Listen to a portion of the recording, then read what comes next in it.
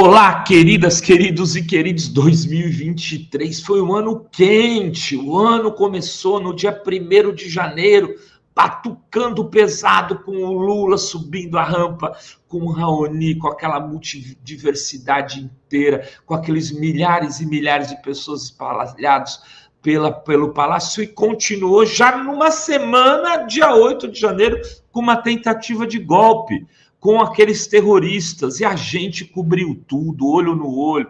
E aqui para você segue um dos vídeos que bombou dessa retrospectiva 2023. De olho nesse vídeo. Qual o país em que se mais realiza chacina em escola no mundo? Os Estados Unidos. E o que é que está acontecendo agora no Brasil? Crescimento de chacina em escola. Deputado Paulo Bilinski, para suas considerações, por 3 minutos.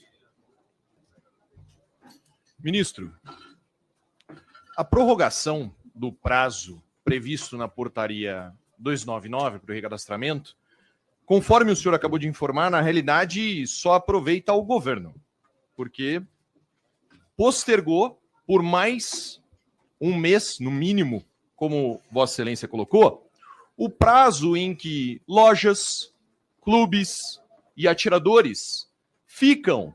Com licença, presidente. O senhor pode me recompor o tempo, Retome por o gentileza? tempo. Secretaria, retome o tempo do deputado Bilinski, por favor. O tempo, presidente.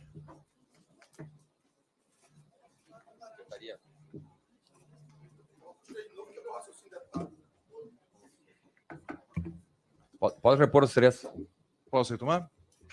Pode retomar.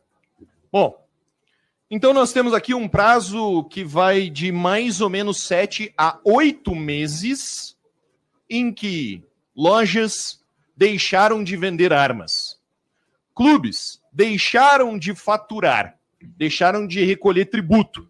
Essa queda de faturamento, ministro, chegou a 90%. Não existe no Brasil negócio algum que consiga sobreviver a uma queda de faturamento de 90%. Empregos foram perdidos. Tributos deixaram de ser recolhidos. Tudo por uma decisão que Vossa Excelência, no seu discurso de abertura, deixou claro, né? Que se trata de uma questão de visões diferentes de país. Uma questão de programa de governo. Então eu queria colocar, ministro, primeiro um ponto. O Estatuto do Desarmamento, que é a legislação 10.826, que regulamenta esse assunto, ele foi votado por essa casa, por representantes do povo, na Câmara dos Deputados e no Senado Federal. E o Estatuto do Desarmamento já regulamentava vários das disposições que foram revogadas pelo decreto. O senhor poderia afirmar que, então, a vontade do povo pode ser revista de 4 em 4 anos, proibindo que o cidadão de bem tenha acesso a armas de fogo para defesa, proibindo que a atividade econômica possa ser conduzida no Brasil e revendo diversos fundamentos da nossa democracia. Eu queria que o senhor respondesse, então, se é uma questão de governo. A retirada do porte de trânsito, do atirador, o impedimento de concessão de novos CRs, a diminuição em 90% do faturamento de lojas e clubes. E, para encerrar, presidente, Mao Tse-tung, Hitler, Stalin, Fidel Castro e Lula, todos eles têm algo em comum: a vontade de desarmar o cidadão. Dentro desse contexto, eu pergunto para Vossa Excelência, se Vossa Excelência acredita que o Estado brasileiro tem a capacidade de proteger todos os cidadãos. Muito obrigado. Bem, em primeiro lugar, eu quero fazer um desagravo ao presidente Lula, porque realmente não é justa a alusão, por 2 razões. A primeira, a comparação histórica indevida em relação a certos personagens. Em segundo lugar, porque o nosso A comparação governo... é devida, excelência. Presidente, fala. Senhores, de parte a parte, não vamos interromper a fala de quem quer que seja, senhores. Ministro, retome, por gentileza, o seu tempo. Retome os 3 segundos lá, secretaria. Por gentileza, vamos contribuir. Respeitem os papéis aqui. Os deputados da oposição têm um papel, a situação tem outro, o ministro tem um, eu tenho um papel na presidência. Ministro, por gentileza. Então, realmente é uma comparação injusta por 2 razões. A primeira, companhias que não têm nenhuma pertinência biográfica ou política com o presidente Lula. Em segundo lugar, porque até o presente momento não houve nenhuma apreensão de armas legais no Brasil. O que houve foi a apreensão de armas ilegais. Milhares de armas.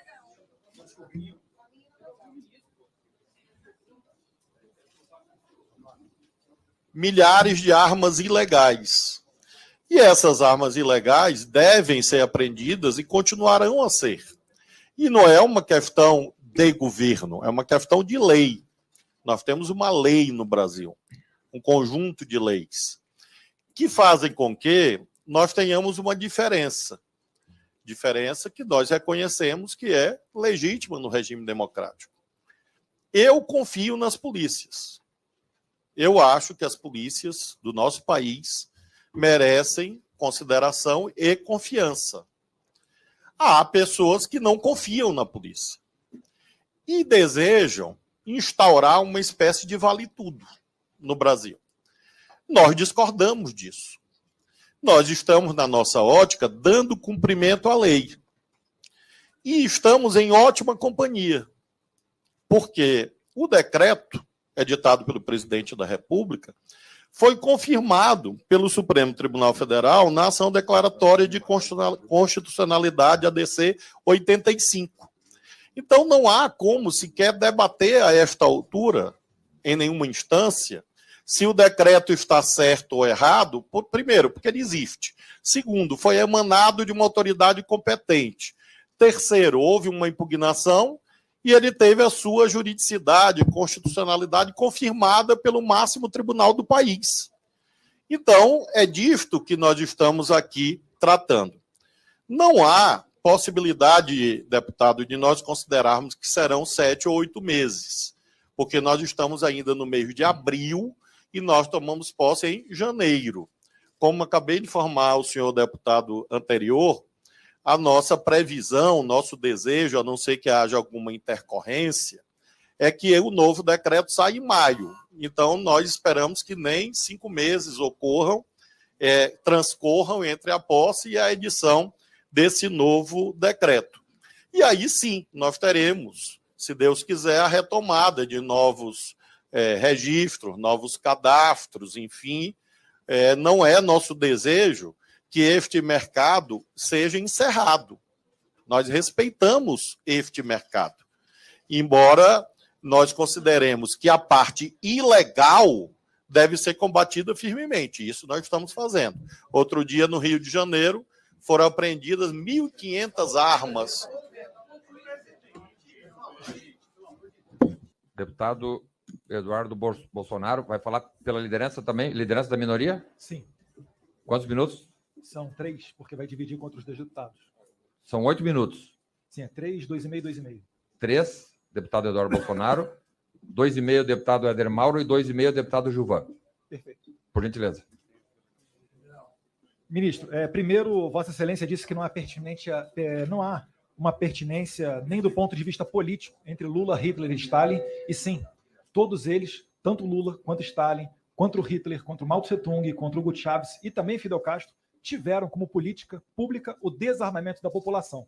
E não, coincidentemente, a mesma população que acaba sendo morta por armas, mas não, obviamente, as armas legais. Então, o deputado Paulo Bilinski, ele tem razão, e Vossa Excelência falou que é necessário alterar a Constituição se nós quisermos dar uma maior flexibilidade às leis quando se fala no tocante às armas de fogo. Gostaria de lembrar também a Vossa Excelência, que é conhecedor do direito, juiz que é, que ainda nos anos 90, ou seja, sobre a égide da Constituição de 1988, para você comprar uma pistola ou um revólver numa loja Mesbla, você apenas apresentava a sua carteira de identidade. Época em que o porte legal de arma de fogo era uma mera contravenção, nem prisão dava, e os índices de mortalidade eram infinitamente inferiores ao que eram hoje. Vossa Excelência fala muito no liberou geral, quando se refere à política do presidente Bolsonaro com relação às armas de fogo. No entanto, não há qualquer registro dos 4 anos de governo Bolsonaro. Eu estou falando aqui de 2019, 2020, 2021 e 2022, onde tenham ocorrido mais homicídios do que todos os anos anteriores de desarmamento. Então, quando se quer falar em armas de fogo, você tem que ter a ciência de que mais armas legais, elas contribuem com menos homicídios. É mentiroso o que o deputado anterior disse, falando que deveríamos ter mais livros. Ora, se nós retornarmos ao 8 de janeiro, né, e os policiais aqui da casa, ao invés de terem armas, tivessem livros, certamente os danos seriam muito, muito maiores. Presidente, eu queria também aqui falar um pouquinho com relação ao 8 de janeiro, né, ao ministro da Justiça. Por que, ministro, parlamentares da esquerda, do PT, do PSB, partido de Vossa Excelência, iniciaram a coleta para as assinaturas, né, ensinaram a coleta de assinaturas para uma CPI e depois, por orientação do governo, retiraram? Por que, ministro, a esquerda e o governo não quer uma investigação profunda sobre esses atos, já que eles são tão danosos? E ainda mais, por que, ministro, foi decretado o sigilo das imagens do Planalto?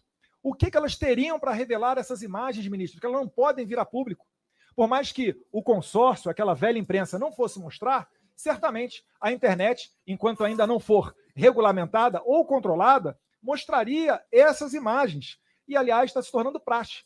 Vide, né, presidente, que aqui, antes de iniciarmos essa sessão, foi feita uma questão de ordem pelo líder do governo para impedir a exibição de vídeos nessa audiência, que certamente enriqueceriam. Então, o discurso realmente não convém tanto com a prática. As perguntas que eu queria fazer a Vossa Excelência. Bem, certamente aqui não se cuida de um julgamento do presidente Bolsonaro, porque ele foi julgado pelo povo, foi reprovado, perdeu a eleição. Haverá o julgamento pelos tribunais e o julgamento por Deus. Então, realmente, não me cabe, nesse momento, dizer se o presidente Bolsonaro fez isso ou aquilo, porque ele responderá perante os tribunais. E eu respeito a independência do Poder Judiciário. Sobre o governo que diz ter sido feito isto ou aquilo, é claro que quem julga isto não é o senhor, não sou eu, quem julga isso são os eleitores. Essa pergunta que o senhor fez sobre se o governo foi bom ou ruim, foi feita nas urnas ao povo brasileiro, no dia 30 de outubro. E o candidato... Eu não fiz essa pergunta. Vai interromper, senhor presidente, mais uma vez. Senhor presidente. Presidente. Mais uma Presidente. vez. Mais uma vez. Presidente. Presidente, é uma falta de respeito esse comportamento, presidente.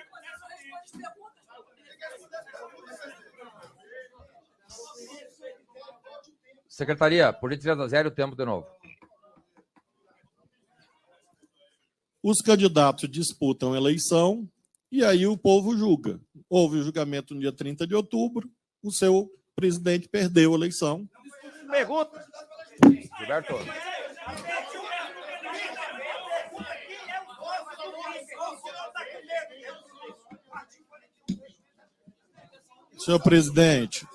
Senhor presidente, esses deputados, esse senhor aqui, cujo nome eu não sei, aquele outro ali, esses dois senhores aqui não podem ficar aqui na comissão me agredindo, porque eu vim aqui, estou respondendo a todas as perguntas.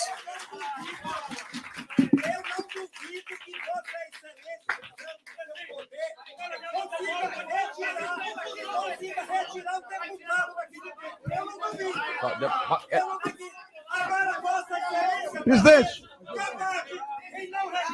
Edemauro.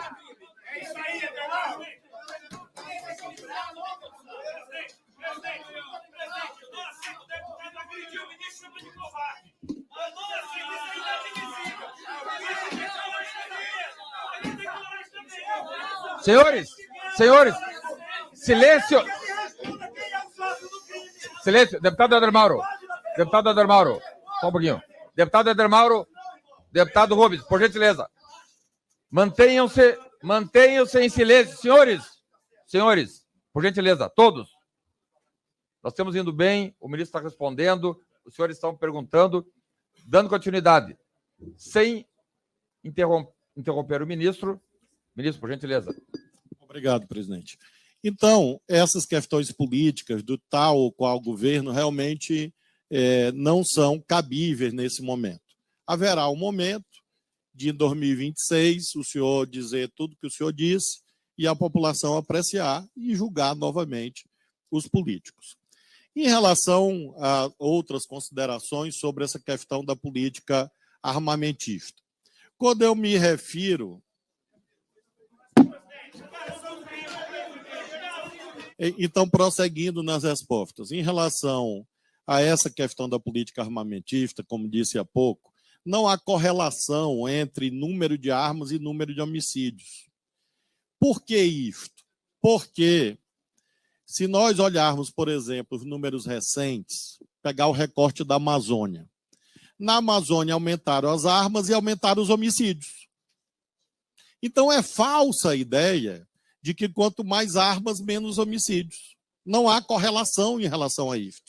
Pelo contrário, o que as notícias mostram? As notícias mostram que quando há mais armas em circulação, legais ou ilegais, é claro que se ampliam as ocorrências, por exemplo, de crimes em lares, por isso que o feminicídio cresceu, crimes eventuais no trânsito.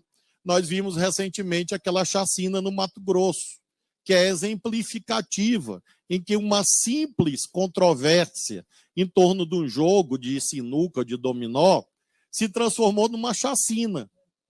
E aí é uma questão lógica, derivada do artigo 13 do Código Penal. Causas.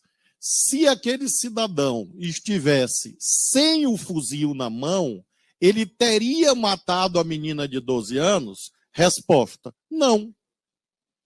Basta ler o artigo 13 do Código Penal para entender isso, para não recorrer ao imperativo mesmo de lógica filosófica. Então, eu entendo que há pessoas que gostam de dar tiros, mas eu prefiro armas. Foi mencionado aqui, acho que pelo deputado Eduardo. Ele disse, a polícia está armada. Claro, é isso que nós defendemos. Nós defendemos que as armas estejam nas mãos certas. Alguns dos senhores aqui, ou vários, ou muitos, ou a maioria, são policiais.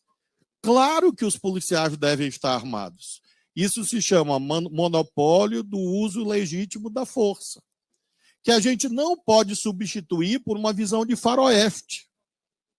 Porque a visão de faroeste, inclusive, além das telas do cinema, é praticada apenas em pouquíssimos países do mundo. Países, inclusive, que não são professores adequados para o Brasil. Por exemplo, chacina nas escolas. Qual o país em que se mais realiza chacina em escola no mundo? Os Estados Unidos. E o que é que está acontecendo agora no Brasil? Crescimento de chacina em escola.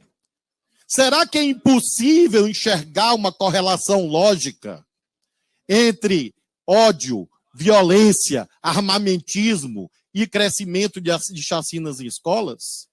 Será que é por acaso que isto acontece apenas? Será que é por acaso que isto acontece apenas nos Estados Unidos e no Brasil, nesta dimensão? Me perguntam, quem são aqueles que dizem combater o crime e, na verdade, são sócios dele? São várias categorias de pessoas. Eu tenho aqui